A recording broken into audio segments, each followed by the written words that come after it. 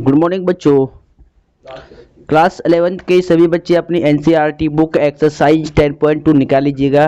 बच्चों आज के लेक्चर में हम मोस्ट इंपॉर्टेंट क्वेश्चन को सॉल्व करेंगे, तो सभी बच्चे इस लेक्चर से जुड़ जाइएगा और सभी बच्चों को गुड मॉर्निंग। तो बच्चों स्टार्ट करते हैं आज के लेक्चर को। बुक से निकालो फटाफट, जल्दी तुरंत। हाँ, तो this implied that and therefore लगा के हम स्टार्ट करते क्वेश्चन को, ठीक है। तो सभी बच्चे ध्यान से देखिए इधर, सभी बच्चे इधर ध्यान से देखिए। आकाश, अभिषेक, आर्यन,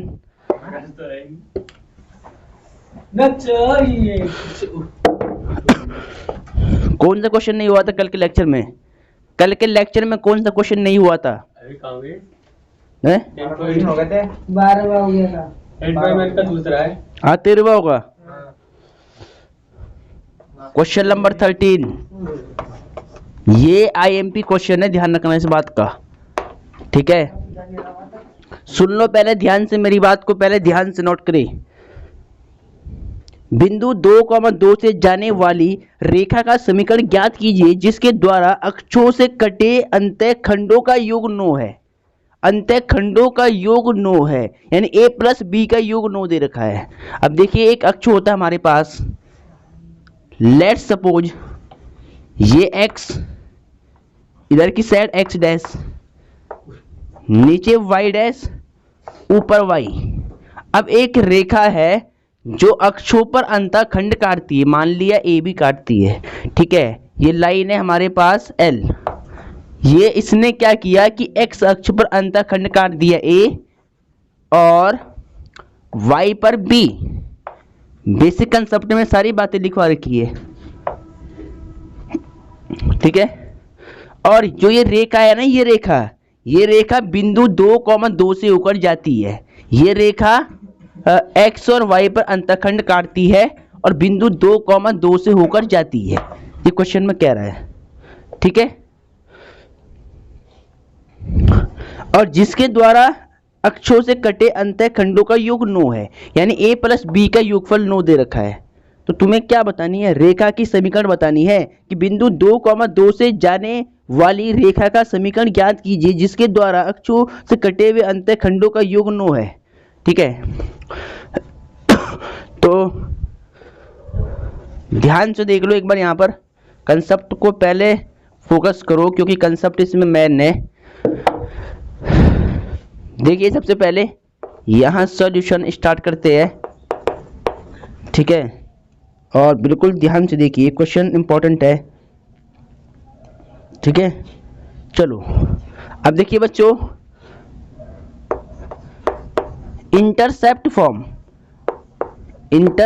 फॉर्म, इसको हिंदी में क्या बोलते हैं? अंतःखंड रूप, मतलब अंतःखंड रूप।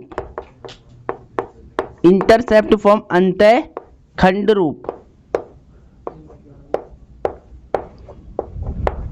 इंग्लिश में क्या बोलते हैं? Intercept form.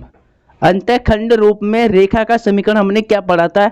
x upon a plus y upon b is equal to 1, ठीक है।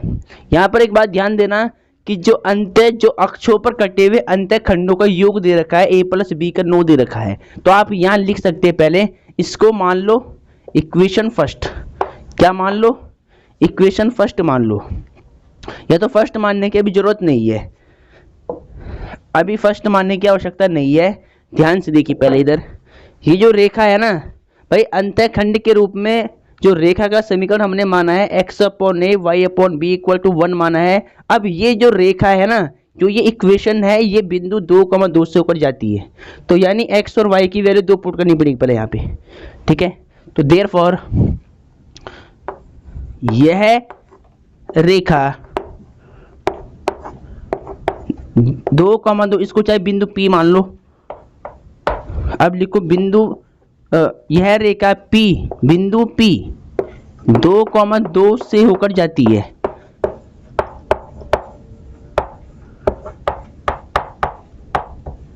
ठीक है। यह रेखा बिंदु 2,2 से होकर जाती है। यदि यह रेखा बिंदु 2,2 से होकर जाती है तो इट मीन्स डेट क्या हो जाएगा? x की वैल्यू 2 और y की वैल्यू 2, यानी ये x y होता है, ये बिंदु इस रेखा को संतुष्ट कर देगा। यानी देयरफॉर x की वैल्यू 2 अपॉन a, y की वैल्यू भी 2 upon b is equal to 1। ठीक है, अब देखिए बच्चों ध्यान से एक बात यहाँ पर लिख देना साइड में कि इनका योगफल 9 दे रखा है, a प्लस b का योगफल 9 दे रखा है, तो देयरफॉर यहाँ से मैं b की वैल्यू निकाल सकता हूँ, 9 माइनस में a हो जाएगा। ठीक है, अक्षों पर जो अंतःखंड कटे हुए हैं a और b, इनका योगफल क्या दे रखा है 9, तो मैंने यहाँ से b की वैल्यू निकाल दी। ये जो यहाँ पर क्या है a है, बाहर जाके माइनस a हो गया। तो देयरफॉर अब मैं क्या करूँगा 2 upon a plus 2 upon b की वैल्यू यहाँ से पुटअप कर दूँ, 9 माइनस से यहाँ पे रख दो, तो 9 माइनस में a इक्वल टू 1। ठीक है, अब ये इक्वेशन सॉल्व करनी है हमें, तो क्रॉस मल्टीप्लाई कर लो, इसका मल्टीप्लाई यहाँ, इसका यहाँ, इसका यहाँ। ठीक है, तो 3 टाइम मल्टीप्लाई करके इसको हम खत्म कर देंगे। ध्यान से देखिए a 9 माइनस में a, इसका मल्टीप्लाई यहाँ कर दो 2, 9 माइनस में a और प्लस 2a और इक्वल टू 1। आई बात समझ में? अब देखिए ध्यान से इधर 2 का मल्टीप्लाई 9 में, 2 9 जा 18, 2 का a में 2a माइनस 2a और प्लस का सेम 2a अपॉन में a का इंटू कर लो अंदर 9a माइनस में a square equal to 1। Cross multiply पहले तो इससे कट, देखिए माइनस 2a प्लस 2 कट जाएगा, अब क्या बचेगा 18 अपॉन में 9a माइनस में a square equal to 1 upon 1। ठीक है, पहले नोट कर लो यहाँ तक।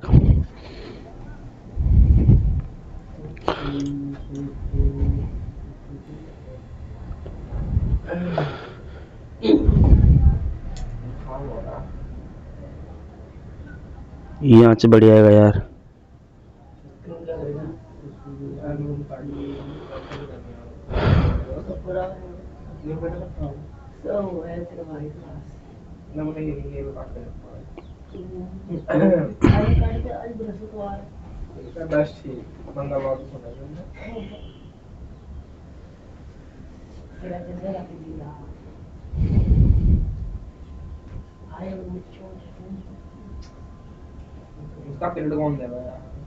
सभी बच्चे इसको नोट कर ले फटाफट।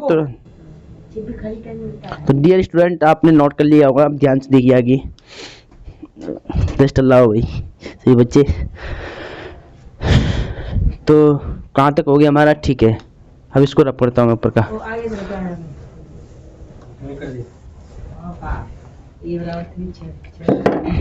तो डियर स्टूडेंट यहाँ पर देखिए ध्यान से, क्रॉस मल्टीप्लाई कर लीजिएगा, तो 9a देखिए 9a माइनस में a स्क्वायर इक्वल टू 18 हो जाएगा। ठीक है, अब ध्यान से देखिए माइनस a स्क्वायर को मैंने पहले कर दिया, प्लस का 9a और माइनस का 18 इक्वल टू 0। अब देखिए बच्चों, अगर इक्वेशन के स्टार्टिंग में माइनस आता है, अगर इक्वेशन के स्टार्टिंग में माइनस आता है तो पूरी इक्वेशन में माइनस से मल्टीप्लाई कर देते हैं। ठीक है, तो देयरफॉर a स्क्वायर प्लस का बन जाएगा, ये माइनस का बन जाएगा, ये प्लस का बन जाएगा इक्वल टू 0। अब 18 के ऐसे दो फैक्टर निकालने हैं कि जिनको जोड़ करके आपको 9 मिले और मल्टीप्लाई करके 18 मिले। तो ध्यान से देखिए,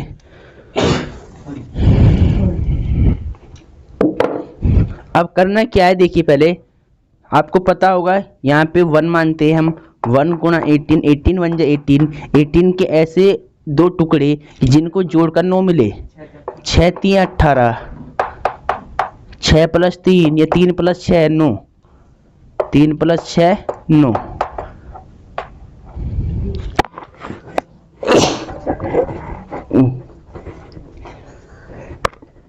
ठीक है, अब देखिए बच्चों यहाँ पे a स्क्वायर माइनस 9, 9 की वैल्यू 3 प्लस में 6, a प्लस में 18 इक्वल टू 0।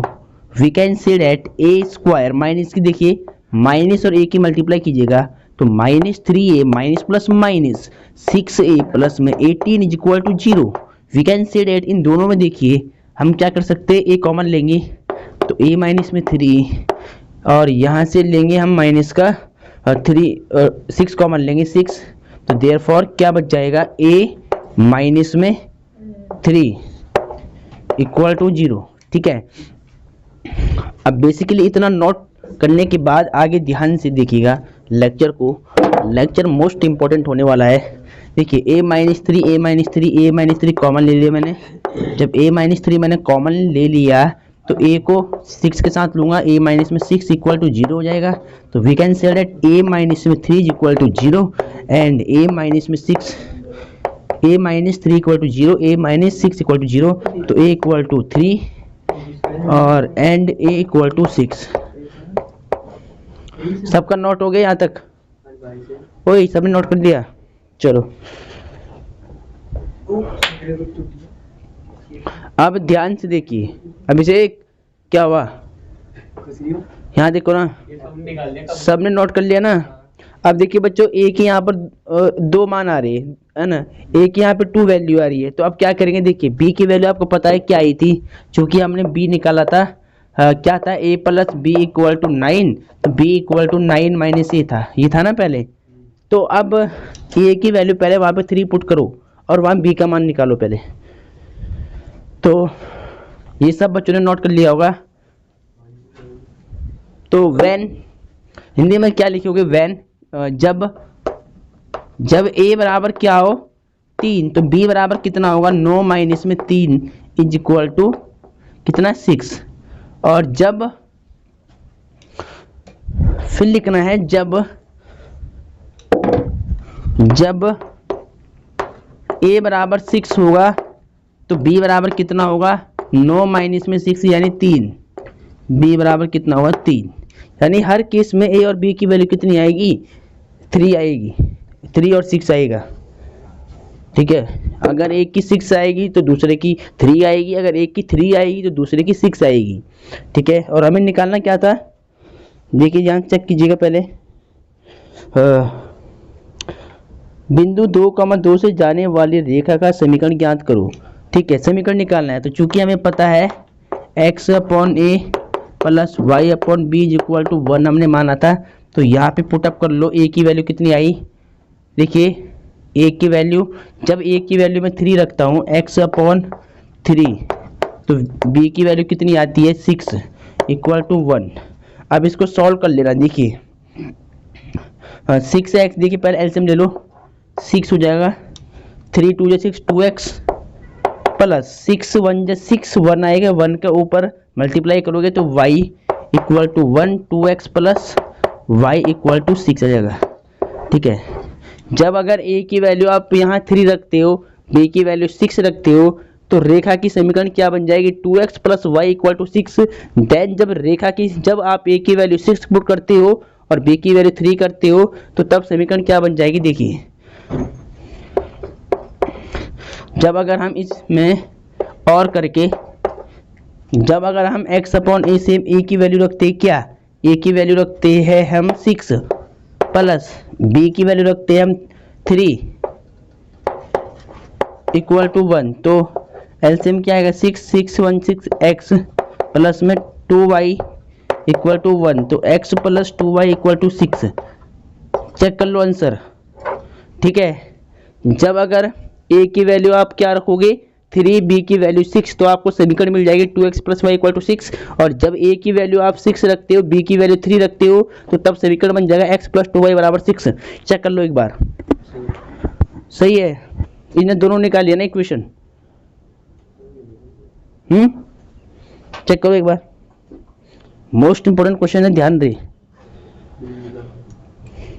क्या होगा। तो ध्यान से देखिए इधर। तो प्यारे बच्चों, इस प्रोसेस को आप सभी ने नोट कर लिया होगा। ठीक है, ये मोस्ट इंपोर्टेंट क्वेश्चन था इस वाले चैप्टर का, तो इसको ध्यान से नोट कर ले।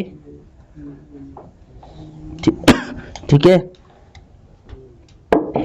और इस बार की संडे में टेस्ट लूंगा मैं, ध्यान रखना। और इसी वाले चैप्टर का ही है ना, स्ट्रेट लाइन। देखिए ध्यान से, question number 14 most IMP question आ चुका है, फिर तुम्हारे सामने मोस्ट आईएमपी क्वेश्चन आ चुका है।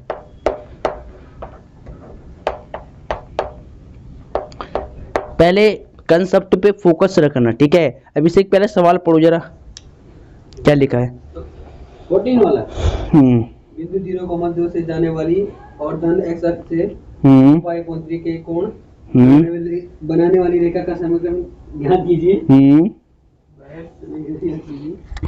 इसके समांतर और y अक्ष को मूल बिंदु से 2 इकाई नीचे की दूरी पर परिच्छेद करती हुई रेखा का समीकरण ज्ञात कीजिए। अब ध्यान सुन लो, अब मैं पढ़ रहा हूँ क्वेश्चन, ठीक है। अपनी बुक में ध्यान से देखो, हर स्टेप को ध्यान से देखो।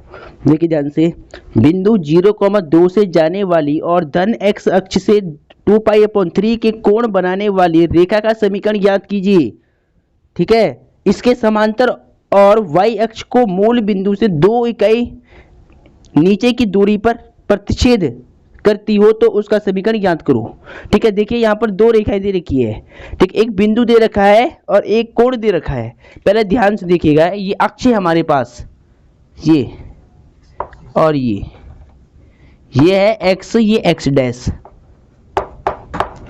ये है y डैश, ये है y। बात को पहले ध्यान से समझना, ठीक है। क्या कहता है क्वेश्चन कि बिंदु 0,2 से जाने वाली और धन x अक्ष से 2π/3 के कोण बनाने वाली रेखा का समीकरण ज्ञात करना है। देखिए पहले धन x अक्ष से मतलब एक रेखा जाती है ऐसे, ये एक रेखा मान ली मैंने, जो ये रेखा धन x अक्ष से कोण बनाती है, यानी ये वाला एंगल बनाती है धन x अक्ष से, है ना, एंटी क्लॉकवाइज। तो ये एंगल बनाती है 2π/3, ये बनाती है कोण। थीटा की वैल्यू दे रखी है, ठीक है। और इस रेखा पर एक बिंदु भी है, और बिंदु 0,2 से जाने वाली मतलब ये रेखा क्या करती है, बिंदु मान लिया यहाँ कोई बिंदु है, ये 0,2 से जाती है और इसका जो एंगल है x अक्ष के साथ में वो क्या है 2π/3 है, ठीक है। फिर क्या कहता है, फिर कहता है कि इसके समांतर y अक्ष को मूल बिंदु से 2 इकाई नीचे की दूरी पर प्रतिच्छेद करती हुई रेखा का समीकरण भी ज्ञात कीजिए। एक रेखा हो रहा है कि जो इस रेखा के समांतर है, एक रेखा और खींचनी है जो y अक्ष को नीचे की ओर, है ना, ये है ना y अक्ष, एक रेखा इसके समांतर यहाँ पर आएगी और जो y अक्ष को मतलब नीचे की ओर 2 इकाई काटेगी, यहाँ पर ऐसे 2 इकाई पर काटती है नीचे की ओर, ठीक है। मूल बिंदु से 2 इकाई नीचे की दूरी पर प्रतिच्छेद करती है। देखिए मूल बिंदु से नीचे की ओर, यानी यहाँ से यहाँ तक 2 इकाई काटती है नीचे की ओर, तो ये बिंदु कितना बन जाएगा, x तो हो जाएगा 0, y-2 हो जाएगा नीचे की ओर, ठीक है। तो पहले तो इसका समीकरण बताना है, फिर इसकी सहायता से इसका समीकरण निकालना है, ठीक है। चलो इसका समीकरण हम आराम से निकाल सकते हैं। कैसे, हमारे पास कोण है तो वहां से हम ढाल निकाल लेंगे और बिंदु भी हमारे पास है, ठीक है। चलो तो ध्यान दीजिएगा, सबसे पहले सॉल्यूशन स्टार्ट करते हैं। हल, हिंदी वाले हल लिखेंगे। उसके बाद देखिए बच्चों, हमें क्या दिया है, हमें दिया है गिवन, हमें बिंदु दिया हुआ है, बिंदु। इस बिंदु को मान लो, चाहिए आप कुछ भी मान लो, P मान लो चाहिए, बिंदु P 0,2 और कोण यानी थीटा कितना दिया हुआ है 2π/3। तो वी नो डैट, हम जानते हैं अगर हमारे पास कोण दिया हो तो हम ढाल कैसे निकाल सकते हैं, m बराबर tan थीटा लिख सकते हो। ढाल slope m = tan theta, formula होता है ढाल निकालने के एंगल से। तो we can say that, theta की वैल्यू पुट अप कर लो 2π/3। तो m = समझ लो, पहले लिखो मत अभी। देखो मैंने तुम्हें चैप्टर नंबर 3 में ट्रिक क्या बताई थी, यहाँ अगर यहाँ पाई लिख दो और इसको बाहर निकालो, पाई अपॉन 3, इसको बाहर कर दो और देखो सॉल्व कर लो, 3 पाई में से पाई जाएगा तो 2 पाई अपॉन 3 आ जाएगा। अब tan 180 माइनस थीटा, 180 में से मतलब कुछ घट रहा है तो किस में आएगा, हाँ, और दूसरे में क्या होता है, tan माइनस होता है, तो minus tan theta, minus tan theta pi by 3, pi by 3 का मतलब होता है 60, क्या होता है 60, tan 60 रूट 3। तो ये ढाल निकल चुकी है रेखा की, ये क्या आ गया, ढाल आ गया है। इसको लिख लो पहले,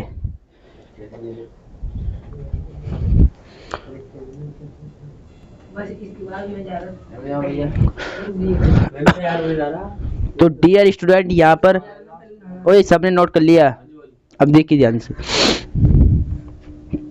देखिए बच्चों इसकी ढाल निकाल ली। अब सबसे पहले इसका समीकरण निकालते, बिंदु हमारे पास है तो इसको रब कर दिया जाए। ध्यान से देखिए इधर,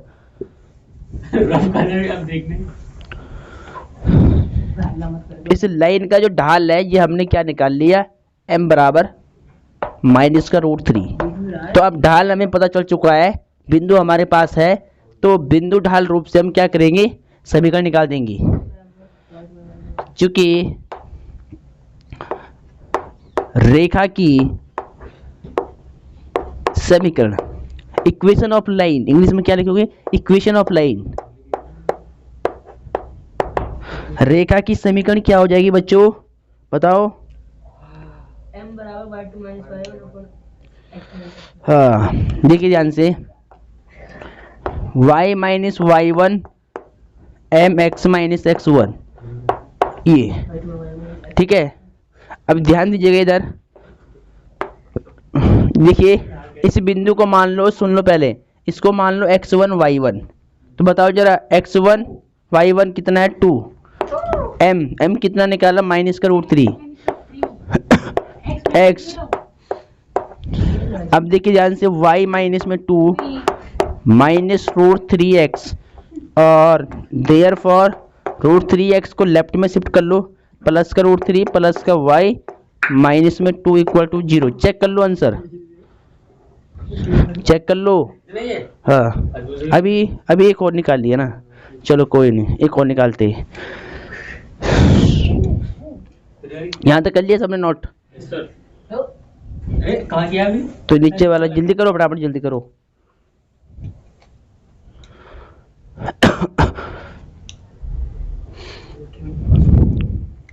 फटाफट करो जल्दी, तुरंत।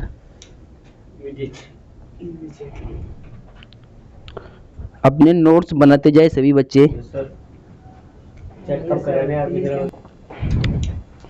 तो प्यारे बच्चों आपने यहाँ तक नोट कर लिया होगा, अब ध्यान से देखिए आगे।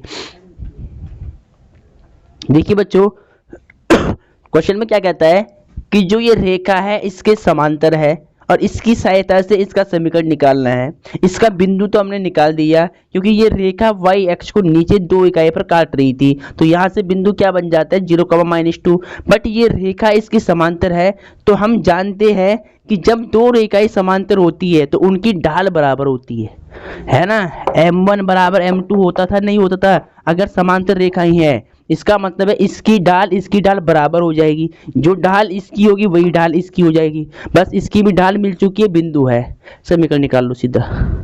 आई बात समझ में, जब 2 रेखाएं समांतर होती है तो उनकी ढाल बराबर होती है, तो ध्यान रहे। तो यहाँ लिख लो, चूंकि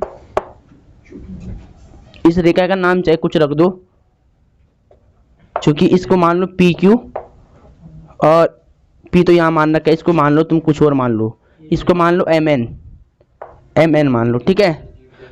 और इस रेखा को मान लो तुम क्या है, P, और यहाँ मान लो तुम P N। ये तो एक काम करो ना, इसको मान लो रेखा L और इसको मान लो M, ठीक है, ML। तो चूंकि L समांतर है M की, रेखा L समांतर है M के, तो देयरफॉर जो ढाल होगी ना M1 बराबर M2 हो जाएगी, ठीक है। इसकी ढाल मान लो चाहे M1 या M2, ठीक है। तो इसके बाद हम क्या कह सकते हैं कि m1 देखिए यहाँ पर, इसको मान लो m1 और इसको मान लो m2, तो m1 की वैल्यू भी कितनी हो जाएगी m2। अगर ये नहीं करना है ना तो ये मत लिखो, चाहिए सीधा लिख दो, ऐसे लिख दो कि ढाल m बराबर कितनी हो जाएगी -√3 किसकी। अब यहाँ लिख लो रेखा, या तो हिंदी में लिख दो, ऐसे में तुम्हें अगर दिक्कत होगी ना तो हिंदी में लिख दो सीधा। यहाँ हिंदी में क्या लिख लो कि रेखा m की ढाल, m की ढाल यानी m की ढाल भी कितनी हो जाएगी -√3। ठीक है, रेखा m की ढाल भी हमने ऐसे लिख दिया हिंदी में। ठीक है, अगर इसकी ढाल भी -3 हो जाएगी, अब हम क्या कह सकते हैं, इसीलिए रेखा की समीकरण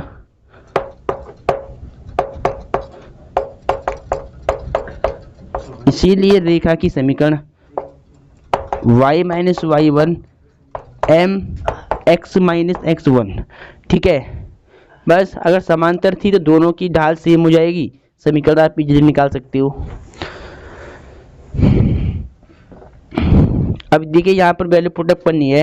इस रेखा के लिए बिंदु ये है हमारे पास x1, ये y1 है, यहाँ पर पुटअप कर दो तो y - y1 कितना है -2, माइनस माइनस +2 कर ले सीधा, और m कितना है -√3, और x माइनस में x1 कितना हो गया 0 हो गया। चलो y + 2 माइनस में √3x, और we can say date -√3x को लेफ्ट में शिफ्ट कर लो तो प्लस का √3x प्लस का y और प्लस का 2। चेक कर लो आंसर एक बार। तो दोनों रेखाओं के समीकरण हमारे पास सीक्वेंस में आ चुकी है, √3x + y + 2 = 0। ठीक है, तो एक क्वेश्चन और किया जाए इसके बाद है।